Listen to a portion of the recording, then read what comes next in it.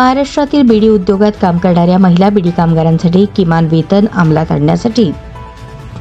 लवकरच उच्चस्तरीय सर्वसमावेशक बैठकीचे आयोजन करण्यात येणार असल्याचे कामगार मंत्री आकाश फुंडकर यांनी जाहीर केले। यावरून गेल्या 28 वर्षांपासून बीडी कामगारांच्या किमान वेतनाचा प्रलंबित असलेला प्रश्न सुटण्याच्या आशा निर्माण झाल्या असल्याचे मत महाराष्ट्र कामगार सेनेचे प्रदेशाध्यक्ष विष्णू कारंपुरी महाराज यांनी व्यक्त केले। परंतु कामगार मंत्री महोदयांनी बोलावलेल्या बैठकीस मालक प्रतिनिधी उपस्थित राहत नाहीत, यावरून सरकारचा धाक मालक वर्गावर नसल्याची खंत कारंपुरी महाराज यांनी व्यक्त केली। बीडी कामगारांना किमान वेतनाची अंमलबजावणी करण्यासाठी महाराष्ट्र कामगार सेना व राज्यातील इतर कामगार संघटनांनी वारंवार विविध माध्यमातून सरकारकडे मागणी केल्याने कामगार मंत्री महोदयांनी 16 सप्टेंबर मंगळवार रोजी कामगार मंत्र्यांच्या दालनात त्यांच्या अध्यक्षतेखाली व मुख्य सचिव कामगार विभाग, कामगार आयुक्त महाराष्ट्र राज्य मुंबई, अप्पर कामगार आयुक्त पुणे विभाग, सहाय्यक कामगार आयुक्त सोलापूर यांच्या प्रमुख उपस्थितीत घेण्यात आलेल्या बैठकीत ऑक्टोबरच्या दुसऱ्या आठवड्यात सर्वसमावेशक उच्चस्तरीय बैठक घेण्याचे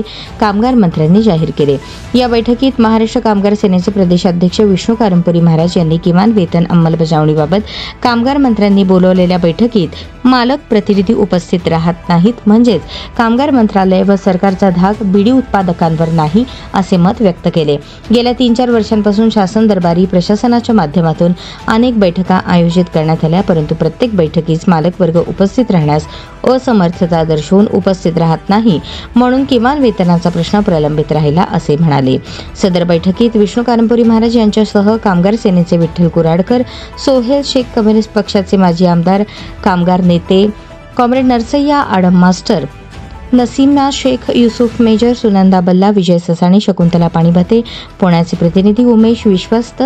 चंद्रकला जाणा, नव महाराष्ट्र कामगार सेनेचे सायवण्णा तेगेली, सिद्धराम फलमारी, दीपक निपकंबे आदींची उपस्थिती होती।